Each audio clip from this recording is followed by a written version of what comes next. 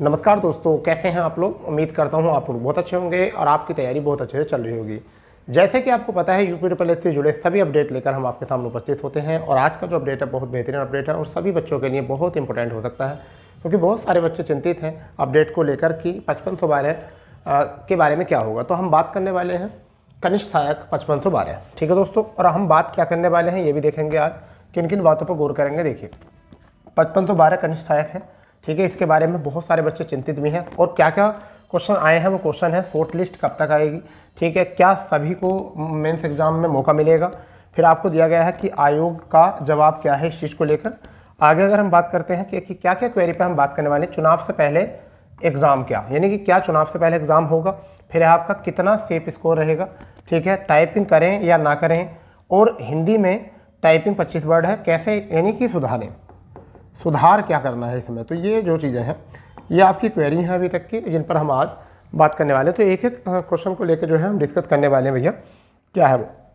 चलिए सबसे पहली बात करते हैं कनिष्ठ सहायक 5512, और ये जो वैकेंसी आई थी वो 2022 के पैट से आई थी, ठीक है, 2022 के पैट से वैकेंसी आई है। और तुम्हें पता है बहुत बड़ी वैकेंसी है, यानी कि जूनियर असिस्टेंट के इतिहास में अभी तक ऐसी वैकेंसी अभी तक देखने को नहीं मिली, ठीक है। इतनी बड़ी वैकेंसी जो है जूनियर स्टैंड में आपको देखने को नहीं मिली।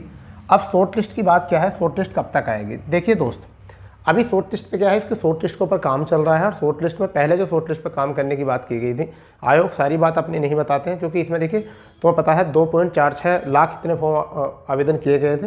और जहाँ तक जानकारी मिल रही है उसमें ये जानकारी अभी तक जुटाई गई है कि आयोग ने जब शॉर्ट लिस्ट किया गया तो जब टॉप लिस्ट में जब ऊपर से बच्चों को देखा तो बहुत सारे बच्चे जो हैं जिनके हाई स्कोर था और बहुत सारे ऐसे बच्चे थे जिनका जो है निम्न स्कोर भी था। यानी कि यहाँ तक देखिए कि जिन्होंने 42-43 नंबर जिनके थे उन्होंने भी इसमें आवेदन किया था, ठीक है।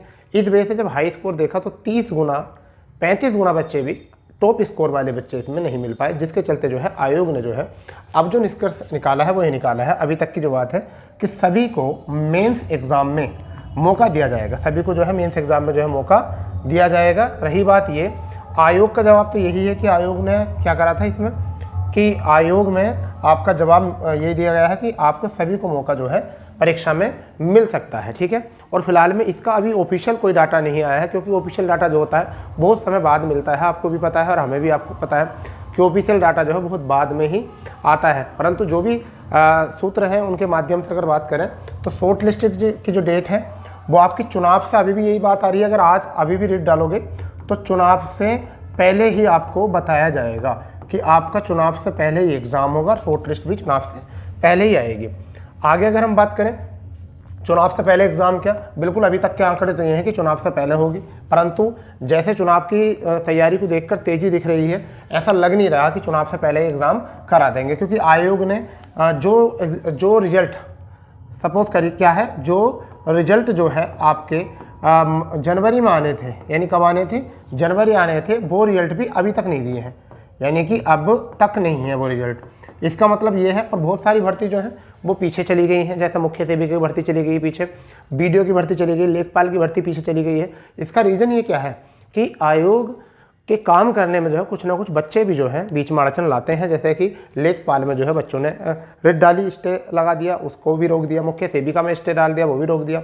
तो आयोग पहले क्या प्लान सेट करता है, उसके बाद में जब स्टे लगता है, आरक्षण के लिए रिट लगती है। जैसे अभी बीडीओ की भर्ती में ईडब्ल्यूएस का जो है वो रिट डाले हुए हैं कि ईडब्ल्यूएस लागू होना चाहिए, मगर फिर भी रिजल्ट तो दे दिया, मगर फिर भी भर्ती रोके हुए हैं।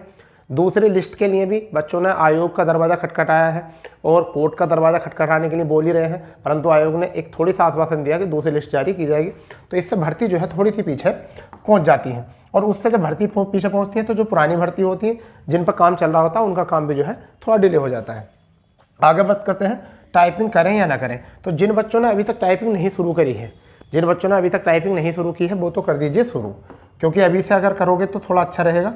और जिन बच्चों को थोड़ी बहुत टाइपिंग आती है तो वो केवल अभी जो है अपने एग्ज़ाम की तैयारी करो, क्योंकि देखिए ऐसा ना हो कि आप एग्ज़ाम खेलते रहो और फिर आपको जो है इसमें तैयारी करने का मौका भी ना मिल पाए, ठीक है। तो एग्ज़ाम की वो तैयारी करो, पेपर की तैयारी करो। रही बात ये कि सेफ स्कोर कितना होगा उसके लिए हम बताएंगे। सबसे पहले देखिए हिंदी जो है, हिंदी की टाइपिंग जो है 25 वर्ड पर मिनट है और 30 वर्ड पर मिनट जो है वो आपकी अंग्रेजी की है। अगर हम यहाँ बात करें तो किसकी है, इंग्लिश की है, 30 वर्ड पर मिनट और 5-5 मिनट की टाइपिंग होगी।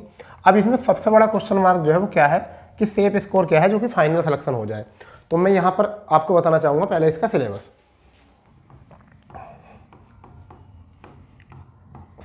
इसका सिलेबस मैं आपको बताना चाहूँगा। सिलेबस में देखिए आपका पहले बात करते हैं हिंदी की, तो हिंदी जो है आपकी 30 मार्क्स है, ठीक है। अगर बात करें रीजनिंग की, तो रीजनिंग की अगर हम बात करें तो रीजनिंग के आपके जो है 15 मार्क्स हैं, ठीक है। और अगर हम बात करें मैं इसमें जीएस की, तो जीएस में बात करें तो आपके 20 क्वेश्चन हैं, ठीक है। फिर अगर हम बात करते हैं कंप्यूटर की, ठीक है, तो 15 मार्क्स हैं। और इसी बीच में अगर हम यूपी की बात करते हैं तो यूपी में भी जो है आपके कितने हैं, वो आपके 20 हैं, ठीक है भाई।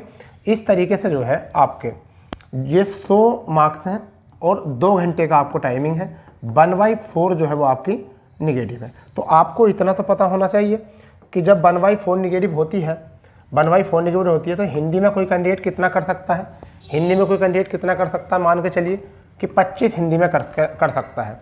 रीजनिंग में कितने कर सकता है, तो रीजनिंग में आपके मैं मानता हूँ कि 13 रीजनिंग में या 12 रीजनिंग में कर सकता है। अगर बात करें कंप्यूटर में तो 8 क्वेश्चन कंप्यूटर में कर सकता है।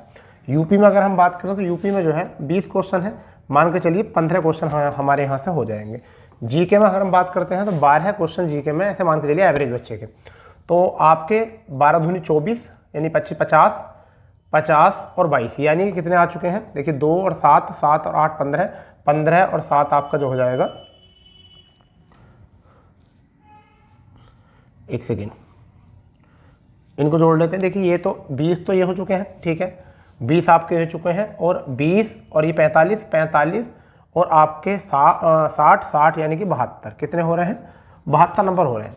और मैं आपको पहले ही बता चुका हूँ कि ये आपके लिए जो है वो कैसा जोन हो सकता है, बिल्कुल सेफ जोन हो सकता है। आप अगर 72 से अगर आप 75 नंबर लाते हो इस बीच में और आप किसी भी कैटेगरी से हो, तो आप टाइपिंग के लिए भी ठीक है, डीबी के लिए भी, और रही बात फाइनल रिजल्ट के लिए भी आप बिल्कुल योग्य हो। तो अभी आप ये मत देखिए कब आ रहा है, क्या ऐसा होगा क्या नहीं होगा, इन चीज़ों पर ज़्यादा गौर ना करके बस सीधे शब्दों पे आपको गौर देना है कि आपको जो तैयारी करनी है 72 से 75। और देखिए हिंदी आप तैयार कर लीजिए, रीजनिंग तैयार कर लीजिए, जीएस तैयार कर लीजिए, कंप्यूटर तैयार कर लीजिए और यूपी। तो इसमें सबसे पहले जो तैयार करने वाली चीज़ें हैं वो 2 हैं, एक तो हिंदी और एक यूपी। ये 2 चीज़ें तैयार करिए, हिंदी और यूपी तैयार करिए, ठीक है। आपको हम बता दें यूपी की जो है हमारी क्लास जो है 7 बजे अब आपको मिल जाए करेगी डेली, ठीक है। तो 7 बजे हमारी यूपी की क्लास है, ठीक है, आप उसको जरूर देखेंगे। पहली क्लास आज ही है हमारी, ठीक है, 7 बजे। तो इस पर ध्यान देंगे, फिर उसके बाद में धीरे धीरे जो है जीएस, रीजनिंग और कंप्यूटर पे भी अपना पकड़ बनाने की कोशिश करो, ठीक है दोस्तों। तो जैसे ही कोई यूपी की तरफ से अपडेट आएगा हम आपको जरूर अपडेट करेंगे, परंतु जो चैनल पर नहीं है वो चैनल को सब्सक्राइब कर देंगे, बेल आइकन ऑन कर देंगे। तो ठीक है, मिलते हैं नए अपडेट के साथ, जब तक के लिए जय हिंद, जय भारत, वंदे मातरम।